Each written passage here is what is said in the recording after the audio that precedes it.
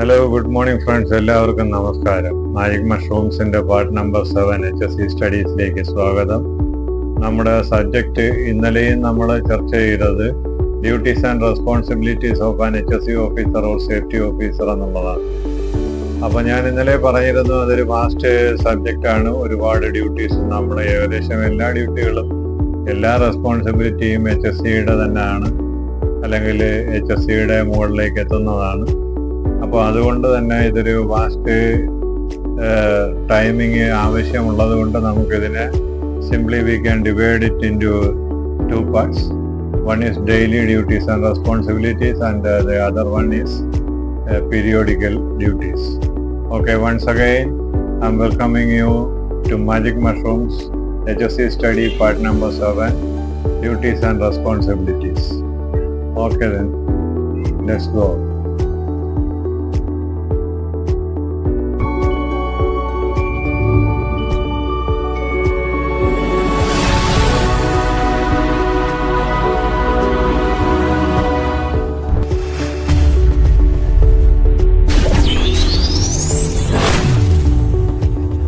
അപ്പോൾ നമ്മൾ part number 7 തന്നെ ആദ്യത്തെ ഭാഗത്തിൽ, അതായത് ഞാൻ ചെയ്ത ഭാഗത്തിൽ നിങ്ങൾ കണ്ടത് നിങ്ങൾക്ക് ഓർമ്മ കാണും.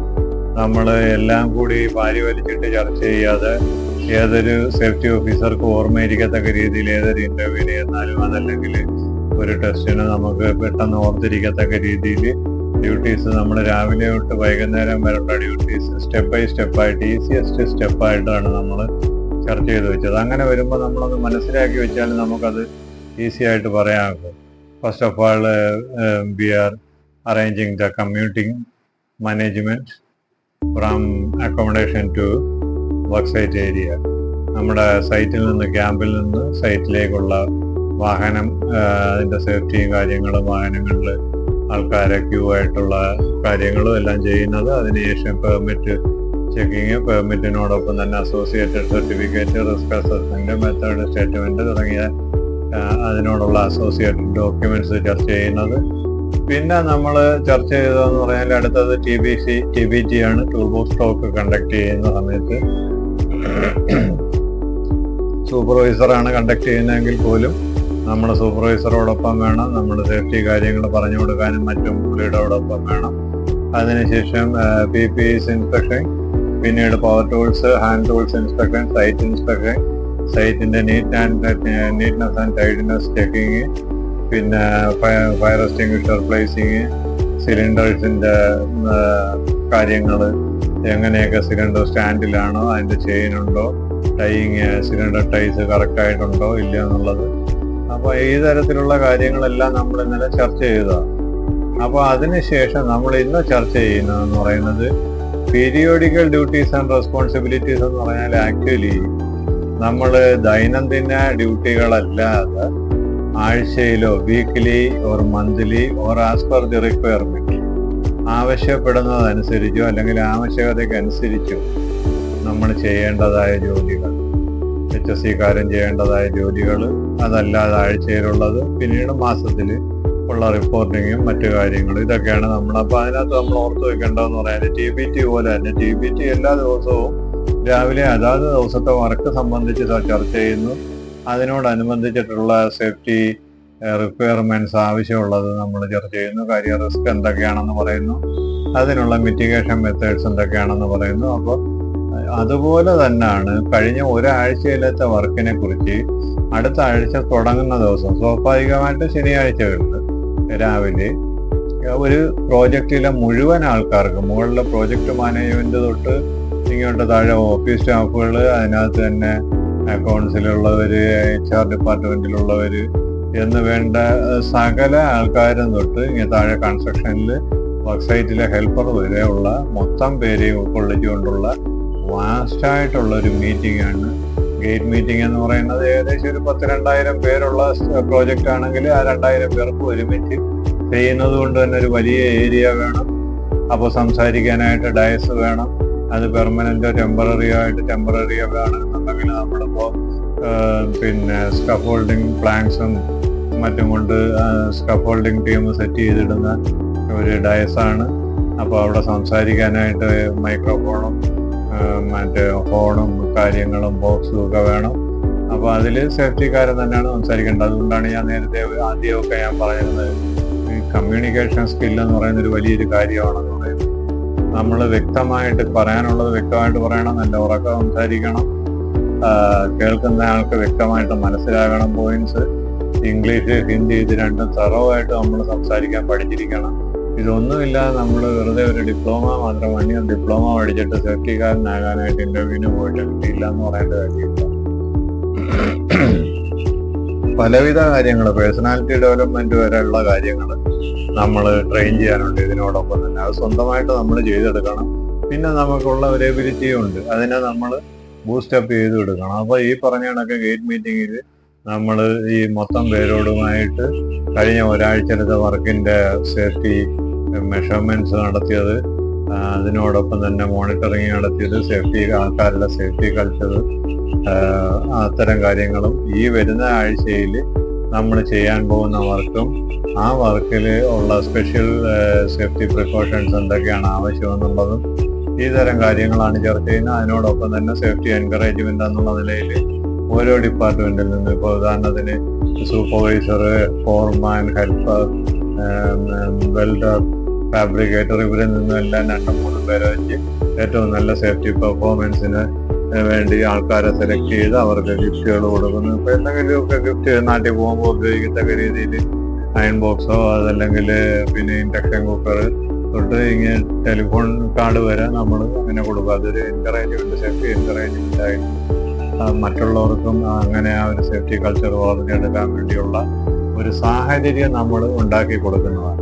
പിന്നീട് നമ്മൾ ചെയ്യുന്നതെന്ന് പറഞ്ഞാൽ ആഴ്ചയിലാഴ്ചയുള്ള മാനേജ്മെന്റ് ടൂറുണ്ട്. സേഫ്റ്റി മാനേജ്മെന്റ് ടൂർ എന്ന് പറഞ്ഞ് മാനേജ്മെന്റിന്റെ മുഴുവൻ പേരും കൂടെ സേഫ്റ്റിക്കാരടക്കം സൈറ്റിൽ വന്ന് മൊത്തം സൈറ്റിൽ നിന്ന് നടന്ന് ഫുൾ സൈറ്റ് വാക്കാണ് നടന്ന് എന്തൊക്കെ സേഫ്റ്റിയിൽ ഇനി അധികമായിട്ട് വരാറുണ്ട്, നമ്മളിപ്പോൾ വയ്ക്കാനുള്ള സൈനേജസ്, വാണിംഗ് പോസ്റ്ററുകൾ, ബാരിക്കേഷൻസ്, എന്തൊക്കെ ന്യൂനതകളുണ്ട്, ഇതെല്ലാം കണ്ടെത്തി അതെല്ലാം നമ്മൾ റിപ്പോർട്ടാക്കി ആ റിപ്പോർട്ട് നമ്മൾ റിവ്യൂ ചെയ്ത് എന്തൊക്കെയാണ് ചെയ്യാനുള്ളത്, മിറ്റിഗേഷൻസ് ചെയ്യാനുള്ളത്, റെക്ടിഫൈ ചെയ്യാനുള്ളത്, ആ തരം കാര്യങ്ങളെക്കുറിച്ച് നമ്മൾ കൃത്യമായിട്ട് ഓരോ പോയിന്റായിട്ട് നമ്മൾ ചെയ്തു വെക്കുക.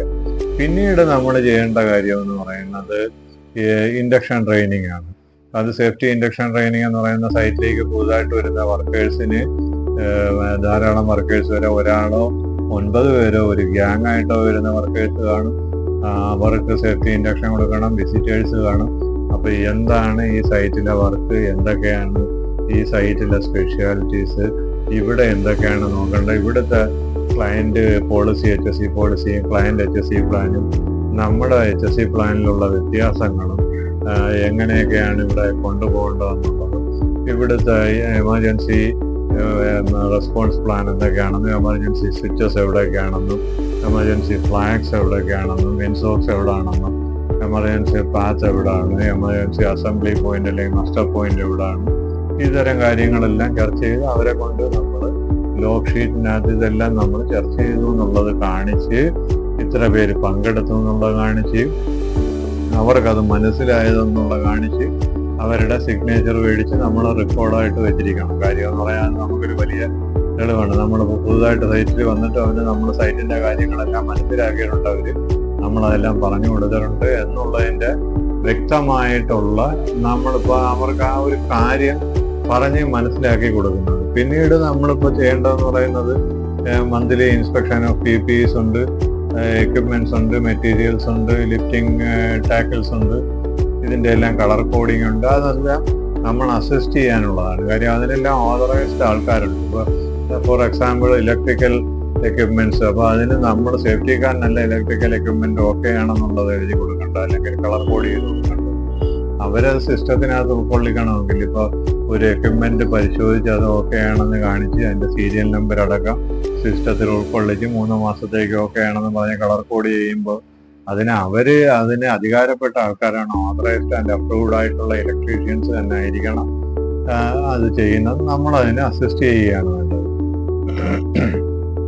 അതുപോലെ തന്നെ എല്ലാ മെറ്റീരിയൽസിനും, ഈവൻ ട്രെയിനിനൊക്കെ വരെ, അതുപോലെ വെഹിക്കിൾസിന്, ഇങ്ങനെയുള്ള എല്ലാത്തിനും ഈ തരം കാര്യങ്ങൾ ഈ പിന്നെ നമ്മൾ ഈ ചെക്ക് ചെയ്യാനുള്ളതിന് നമ്മൾ അസിസ്റ്റ് ചെയ്യണം.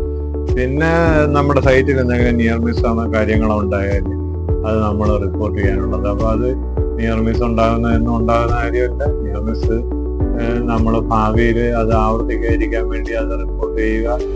പിന്നെ ആക്സിഡന്റ് ഉണ്ടാവുകയാണെങ്കിൽ മറ്റുള്ള ഡിപ്പാർട്ട്മെന്റിൽ ആരൊക്കെയാണ് നമ്മൾ ഉൾക്കൊള്ളിക്കേണ്ടത് അവരെല്ലാം ഉൾക്കൊള്ളിച്ചുകൊണ്ട് ഡീറ്റെയിൽ ആയിട്ട് അതിൻ്റെ ആക്സിഡന്റ് ഇൻവെസ്റ്റിഗേഷൻ നടത്തുക, അതിൻ്റെ മേളിൽ റിപ്പോർട്ട് ചെയ്യുക.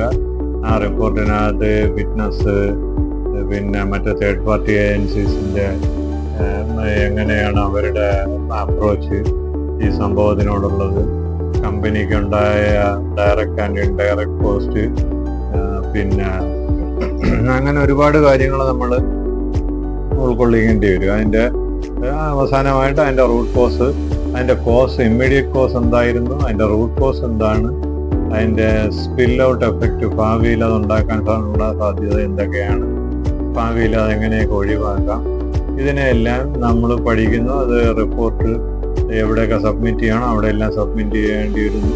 അതിനുശേഷം അത് റിപ്പോർട്ടാക്കി നമ്മുടെ ഓഫീസിൽ ഫയൽ ചെയ്ത് സൂക്ഷിക്കുന്നു. റിവ്യൂസ് ചെയ്യേണ്ട സമയങ്ങളിൽ, ഇപ്പോൾ ഉദാഹരണത്തിന് പുതിയ എക്യുപ്മെൻറ്റ്സ് അല്ലെങ്കിൽ മെറ്റീരിയൽസ് വരുന്നു, അല്ലെങ്കിൽ പുതിയ വർക്ക് ഫോഴ്സ് വരുന്നു, അതല്ലെങ്കിൽ ക്ലൈമാറ്റിക് ചേഞ്ചസ് ഉണ്ടാകുന്നു, ഈ തരം സമയങ്ങളിലെല്ലാം നമ്മൾ ഈ തരം ഡോക്യുമെൻറ്റ്സ് നമ്മൾ ഈ ചെയ്തു വെച്ചിരിക്കുന്നത് നമ്മൾ റിവ്യൂ ചെയ്യേണ്ടിയും വരും. അപ്പോൾ ഇതെല്ലാം റിവ്യൂ ചെയ്യുക. പിന്നെ ഉള്ളതെന്ന് പറയുന്നത് PSSR ആണ്. അത് വർഷത്തിൽ ഒരിക്കലോ 2 വർഷം കൂടുമ്പോഴേക്കും നമ്മളൊരു വർക്ക് നമ്മുടെ കമ്പനി നമ്മുടെ പ്രോജക്റ്റ് ചെയ്യുന്നത്, അത് പൈപ്പ് ലൈൻ്റെ ആവാം, മെയിൻ്റനൻസ് ആവാം, ഫെസിലിറ്റി മാനേജ്മെൻ്റ് ആവാം, ഏതായാലും അപ്പോൾ ആ ഒരു വർക്ക് നമ്മൾ കമ്മീഷൻ ചെയ്യുന്നതിന് മുന്നോടിയായിട്ട് അത് നമ്മൾ സ്റ്റാർട്ട് ചെയ്ത് വർക്ക് ചെയ്യിച്ച് അതിനകത്ത് സേഫ്റ്റി 100% ആയിട്ട് സേഫായിട്ടാണ് കാര്യങ്ങൾ പ്രോസസ്സിങ് നടക്കുന്നതെന്ന് ഉറപ്പുവരുത്തി, അങ്ങനെ എല്ലാം എന്നുണ്ടെങ്കിൽ എന്തൊക്കെയാണ് കണ്ടെത്തിയെന്നുള്ളത് ചെക്ക് ചെയ്ത് അതെല്ലാം മിറ്റിഗേറ്റ് ചെയ്യുക എന്നുള്ളത് അതിന് PSSR എന്ന് പറയും, പ്രീ സ്റ്റാർട്ടപ്പ് സേഫ്റ്റി റിവ്യൂ. അപ്പം ഈ തരം കാര്യങ്ങളാണ് പ്രധാനമായിട്ടും പീരിയോഡിക്കൽ ഡ്യൂട്ടീസിൽ വരുന്നത്. അപ്പോൾ ഞാൻ ഈ പറഞ്ഞത് ഓർമ്മ വേണം. നമ്മൾ സിമ്പിളായിട്ട് ഇപ്പോൾ ഒരു 16 പോയിന്റ് നമ്മൾ ഡെയിലി ഡ്യൂട്ടീസിനകത്തും ഇതിനകത്തും ഇപ്പോൾ നമ്മളൊരു 8 പോയിന്റുകൾ ഈ പീരിയോഡിക്കലായിട്ടുള്ള ഡ്യൂട്ടീസിലും പറയാറുണ്ട്. അപ്പോൾ ഈ 16 പോയിന്റ് ഡെയിലിയുടെയും പീരിയോഡിക്കലായിട്ടുള്ളതിൻ്റെതും മൊത്തം പറഞ്ഞില്ലെങ്കിലും നമ്മൾ വ്യക്തമായിട്ട് മനസ്സിലാക്കി വെച്ച് ഇന്നതാണെന്നുള്ളത് സ്റ്റെപ്പ് ബൈ സ്റ്റെപ്പായിട്ട് മനസ്സിലാക്കി വെച്ച് സ്പീഡപ്പായിട്ട് ഡിലേ ഇല്ലാതെ ആര് ചോദിച്ചാലും ഏത് ഇൻ്റർവ്യൂവിന് ചോദിച്ചാലും യാതൊരു ഡിലേയും ഇല്ലാതെ പടപടാന്ന് നമ്മൾ ഒരു 10-15 എണ്ണം അങ്ങോട്ട് പറയുമ്പോഴത്തേക്ക് കേൾക്കുന്നവർക്ക് മനസ്സിലാവും ഇയാൾക്ക് കാര്യങ്ങൾ അറിയാം, ഇയാൾക്കൊരു ചാൻസ് നമ്മൾ കൊടുത്താൽ if we select him as an HSE officer in our firm he can develop himself and we can use him എന്നുള്ള ആ ഒരു കോൺഫിഡൻസ് നമ്മളിൽ നിന്ന് അവർക്ക് പകർന്നു കിട്ടണം. ആ ഒരു പോസിറ്റീവ്നെസ് നമ്മൾ ഏബിൾഡ് ആണ്, നമുക്ക് എബിലിറ്റി ഉണ്ട് എന്നുള്ളത്. Even we don't have any experience as A fresher we can ask for it. Okay, അപ്പോൾ ഈ തരം കാര്യങ്ങൾ മനസ്സിലാക്കി വെക്കുക. പിന്നെ ലൈക്ക് ചെയ്ത് തീർച്ചയായിട്ടും സബ്സ്ക്രൈബ് ചെയ്ത് വെക്കണം. നിങ്ങൾ സീരിയസ് ആയിട്ട് HSE കാണുന്നവരാണെങ്കിൽ സബ്സ്ക്രൈബ് ചെയ്ത് എല്ലാ പാർട്ടുകളും കാണുകയും റിവൈസ് ചെയ്യേണ്ടതൊക്കെ റിവൈസ് ചെയ്യുകയും ജസ്റ്റ് എഴുതി നോക്കേണ്ടത് എഴുതി നോക്കുക. ഈ തരം പോയിന്റുകൾ അതിൽ ഏതൊക്കെയാണ് മിസ്സിംഗ് എന്നുള്ളത് മനസ്സിലാക്കി വീണ്ടും ഒന്നുകൂടി കേൾക്കുകയൊക്കെ ചെയ്യണം. ഓക്കെ ദെൻ, അപ്പോൾ